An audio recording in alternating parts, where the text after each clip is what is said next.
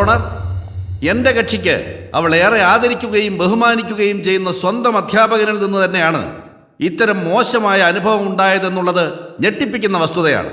അതുകൊണ്ട് പ്രതിക്ക് നിയമം അനുശാസിക്കുന്ന ഏറ്റവും കടുത്ത ശിക്ഷ തന്നെ നൽകണമെന്ന് ബഹുമാനപ്പെട്ട കോടതിയോട് ഞാൻ താഴ്മയായി അപേക്ഷിച്ചുകൊള്ളുന്നു.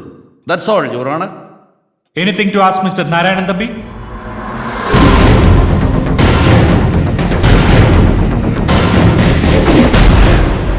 Yes your owner.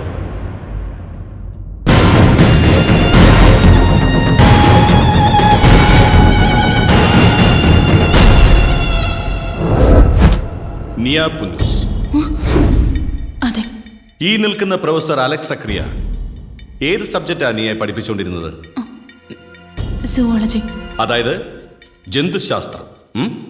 അതെ. മനുഷ്യനടക്കമുള്ള എല്ലാ ജീവികളുടെയും ലൈംഗിക ജനിതക ഘടനകളെക്കുറിച്ചും പ്രത്യുൽപാദന രീതികളെക്കുറിച്ചും വിശദമായി പ്രതിപാദിക്കുന്ന ശാസ്ത്രശാഖയാണ് സുവോളജി. എന്താ, ശരിയല്ലേ പ്രൊഫസർ? ശരിയാണ്. എന്ന് വെച്ചാൽ മറ്റ് സയൻസ് സബ്ജക്റ്റുകളെ അപേക്ഷിച്ച് ഇതിനൊരല്പം എരിവും പുളിയൊക്കെ ഉണ്ടെന്ന് അർത്ഥം. എന്റെയൊക്കെ കോളേജ് കാലഘട്ടത്തിൽ സയൻസ് ബാച്ചിലെ കുട്ടികൾ തമാശയായി പറയുന്നത് കേൾക്കാമായിരുന്നു. കാണാൻ ഭംഗിയുള്ള മെയിൽ ലെക്ചറാണ് സുവോളജി പഠിപ്പിക്കാൻ വരുന്നതെങ്കിൽ പെൺകുട്ടികൾ ആരും ക്ലാസ് കട്ടിയില്ല. തിരിച്ചാണെങ്കിൽ ആൺകുട്ടികൾ. എന്താ നീയ ഈ അലക്സാർ പഠിപ്പിക്കാൻ വരുമ്പോ നീയാക്ക് അങ്ങനെ വല്ലതും തോന്നിയിരുന്നു? ഇല്ല, എനിക്കങ്ങനെയൊന്നും തോന്നിയിട്ടില്ല. കള്ളം! നീയ പറയുന്നത് പച്ചക്കള്ളമാണെന്ന് നീയുടെ മുഖത്തുനിന്ന് തന്നെ വായിച്ചെടുക്കാം. I object your honour. അനാവശ്യ ചോദ്യങ്ങൾ ചോദിച്ച് എന്റെ കക്ഷിയെ അല്ല mister Sreenivasan. I will prove it. How can you prove it? That's my duty. You don't worry about that.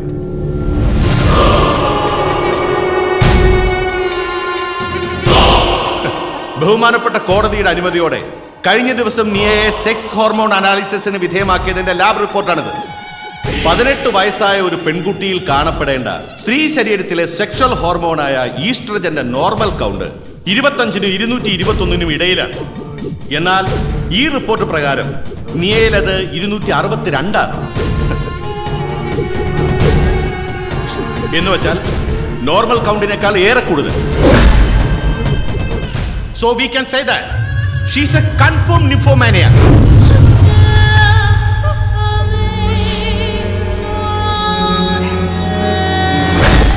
ഇതിന് ചില റിയൽ ലൈഫ് എക്സാമ്പിൾസും എനിക്ക് കാട്ടിത്തരാനാകും യുവർ ഓണർ.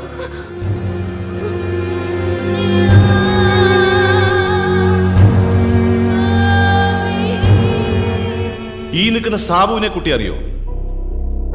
അറിയാം. എങ്ങനെ അറിയാം? ഈ ചേട്ടന്റെ കാറിലായിരുന്നു ഞാൻ സ്കൂളിൽ പോയിക്കൊണ്ടിരുന്നത്. ഒറ്റയ്ക്കോ? അല്ല, വേറെയും കുട്ടികളുണ്ടായിരുന്നു.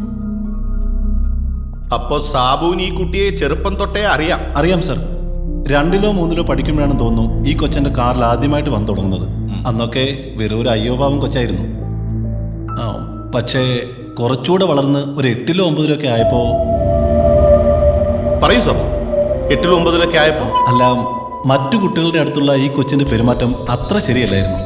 പ്രത്യേകിച്ച് ഈ ആമ്പിള്ളേരുടെ അടുത്ത് ചില പെശക് തട്ടുമുട്ടൊക്കെ. സംഗതി വഷളാണെന്ന് കണ്ടപ്പോൾ എൻ്റെ വണ്ടിയിലുള്ള കൊച്ചിന്റെ വരവ് ഞാനങ്ങ് നിർത്തിച്ചു.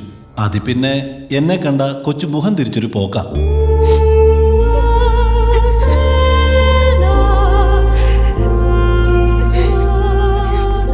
വിവേക്. അതെ. നിങ്ങൾക്കെങ്ങനെയാ നീയായിട്ട് പരിചയം? +2 ഞങ്ങൾ ഒരുമിച്ചായിരുന്നു. ഒരുമിച്ചെന്ന് പറയുമ്പോ ഒരേ ക്ലാസ്? അതെ. സഹപാഠികൾ തമ്മിലുള്ള വെറും സൗഹൃദം മാത്രമായിരുന്നോ നിങ്ങൾക്കിടയിൽ ഉണ്ടായിരുന്നത്? അല്ല, ഞങ്ങൾ തമ്മിൽ പ്രണയത്തിലായിരുന്നു. എന്താ നീയ ഇയാൾ ഈ പറയുന്നത് സത്യമാണോ? സത്യമല്ലേ? പറഞ്ഞോ. ഇയാളുടെ കയ്യിൽ നീയാ തന്നതെന്ന് പറഞ്ഞ് കുറെ ലവ് ലെറ്റേഴ്സും ഗ്രീറ്റിംഗ് കാർഡും ഒക്കെ ഉണ്ടെന്നാ പറയുന്നത്. ഒരിക്കൽ ഞാൻ ഇവനെ സ്നേഹിച്ചിരുന്നു എന്നുള്ളത് സത്യം. ഓക്കെ, അത് മതി. വിവേകും അത്രേ പറഞ്ഞുള്ളൂ. പിന്നെ എങ്ങനെയാ വിവേക് നിങ്ങളുടെ ഈ റിലേഷൻ തകരുന്നത്? ഞാനിവിടെ ഇഷ്ടപ്പെട്ടത് സിൻസിയറായിട്ട് തന്നെയാണ്. മാരി ചെയ്യണമെന്നും ആഗ്രഹിച്ചിരുന്നു. പക്ഷെ അതൊന്നും ആയിരുന്നില്ല ഇവളുടെ കൺസെപ്റ്റ്. ലൈഫ് മുഴുവൻ ഒരു പുരുഷനെ തന്നെ സ്റ്റിക്ക് ഓൺ ചെയ്യാൻ പറ്റില്ലെന്ന് ഇവളെന്നോട് തുറന്നു പറഞ്ഞിട്ടുണ്ട്.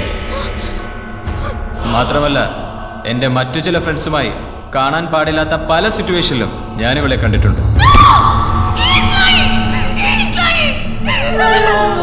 ഇവനാണ് ചെയ്തത്? He's lying. He's lying.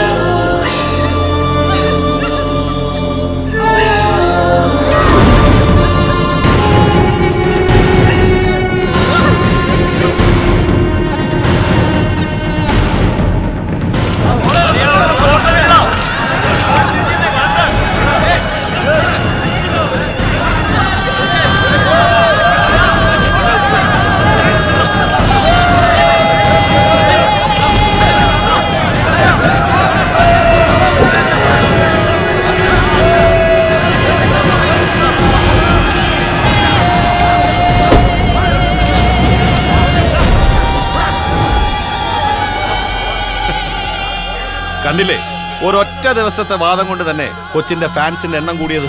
എല്ലാം വക്കീലിനെ എടുക്ക. അപ്പോ നമ്മൾ രക്ഷപ്പെടല്ലോ അല്ലേ വക്കീലേ? താൻ വിഷമിക്കാതോ, ഒക്കെ നമുക്ക് ശരിയാക്കാം. അത് മതി, അത് മതി. Excuse me. യെസ്. ഹലോ, ഞാൻ ശ്രീരാമകൃഷ്ണൻ, ASP ആണ്. എനിക്ക് വക്കീലിനെ ഒന്ന് കാണുമായിരുന്നു, പേഴ്സണലായിട്ട്. അപ്പൊ അതാണ് കാര്യം. എന്റെ പൊന്നെ ASP സാറേ, ഞാൻ ഈ കോട്ടിടാൻ തുടങ്ങിയിട്ടേ കൊല്ലം 30 980 മുണ്ടക്കയം പെൺവാണിഭ കേസിൽ പ്രതിഭാഗത്തിന് വേണ്ടി ഹാജരായി തുടങ്ങിയതാ ഈ പരിപാടി. അന്ന് തൊട്ട് ഇങ്ങോട്ട് ഇതുപോലുള്ള വധഭീഷണികൾക്കും തെറിവിളികൾക്കുമൊന്നും ഒരു പഞ്ഞവും ഉണ്ടായിട്ടില്ല. പേരുകേട്ട ഉന്മൂലനവാദ സംഘടനകൾ പലതും എന്നെ തട്ടുവന്ന് പലവട്ടം പറഞ്ഞിട്ടുള്ളതാ. പക്ഷെ ഒരുത്തനും എന്റെ രോമത്തേലൊന്ന് തൊടാൻ പോലും കഴിഞ്ഞിട്ടില്ല. ഈ സീരീസിൽ ഇതുവരെ 4 കൊലപാതകങ്ങൾ നടന്നിട്ടുണ്ട്. എല്ലാം വെരി വെൽ പ്ലാൻഡ്. 5ാമത്തേതായി പറഞ്ഞു കേൾക്കുന്ന പേര് നിങ്ങളുടേതാണ്. അപ്പോ അത് നിങ്ങളെ അറിയിക്കുക എന്ന ചുമതല ന്യായമായി ഞങ്ങൾക്കുണ്ട്. ഓക്കെ. പക്ഷെ അതിന്റെ പേരിൽ വീട്ടിനുള്ളിൽ അടച്ചിരിക്കാനോ നാട് വിട്ടുപോകാനോ ഒന്നും എന്നെ കിട്ടത്തില്ല. എന്റെ ദിനകൃത്യങ്ങളിൽ ഒരെണ്ണം പോലും മാറ്റിവെക്കാനും ഞാൻ തയ്യാറല്ല. അഡ്വക്കേറ്റ് നാരായണൻ തമ്പിയെ 1000 പൂർണ്ണചന്ദ്രന്മാരെ കാണിച്ചു കൊള്ളണമെന്ന് കേരള പോലീസിൽ ആർക്കും ഒരു നിർബന്ധവുമില്ല. പക്ഷെ ഈ നാട്ടിലെ നിയമവാഴ്ചയെ വട്ടം കറക്കിയ ഈ കൊലപാതക പരമ്പരയിൽ ഇനി ഒന്നുകൂടി സംഭവിക്കാതിരിക്കുക എന്നുള്ളത് ഞങ്ങളുടെ ആവശ്യമാണ്.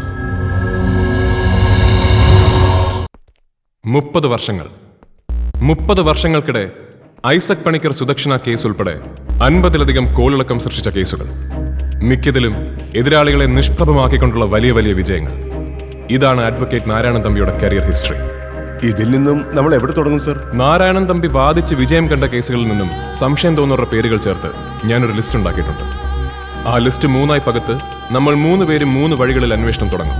ഫോർ എക്സാമ്പിൾ, നാരായണൻ തമ്പി വാദിച്ച് വിജയിച്ച ഒരു കൃഷ്ണമൂർത്തി മർഡർ കേസിന്റെ ഡീറ്റെയിൽസ് ആണത്.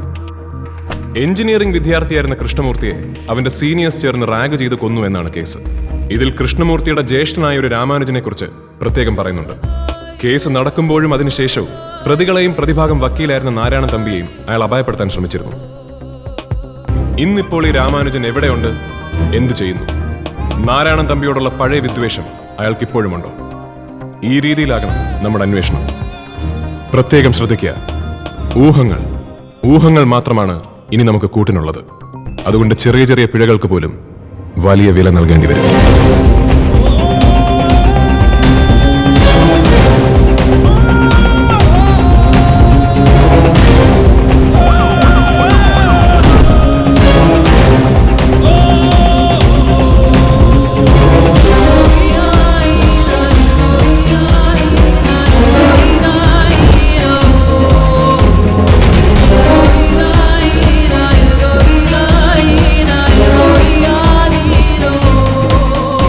ശത്രുക്കളെന്നും വധഭീഷണി എന്നൊക്കെ പറയുന്നത് എന്റെ പ്രൊഫഷന്റെ ഭാഗമായിട്ട് ഞാൻ കാണുന്നുള്ളൂ. അങ്ങനെ പ്രൊഫഷന്റെ പുറത്ത് മാത്രം പഴിചാരി ഒഴിയാതെ വക്കീലെ, ഞാൻ കണ്ടിരുന്നു നിങ്ങളുടെ കരിയർ ഹിസ്റ്ററി. കഴിഞ്ഞ 30 വർഷമായിട്ട് ഏറ്റെടുത്തൊരൊറ്റ കേസിൽ പോലും നേരിന്റെ ഭാഗത്ത് നിങ്ങളുണ്ടായിട്ടില്ല. സത്യത്തെ വളച്ചൊടിക്കുകയും നിയമത്തെ കബളിപ്പിക്കുകയും ചെയ്യുന്നതിൽ നിന്നും നിങ്ങൾ ഗൂഢമായ ഒരു ആനന്ദം അനുഭവിക്കുന്നുണ്ട്. Like a born criminal. സംശയം തോന്നുന്ന എന്തുണ്ടായാലും അത് അപ്പം തന്നെ എന്നെ വിളിച്ചറിയിക്കണം.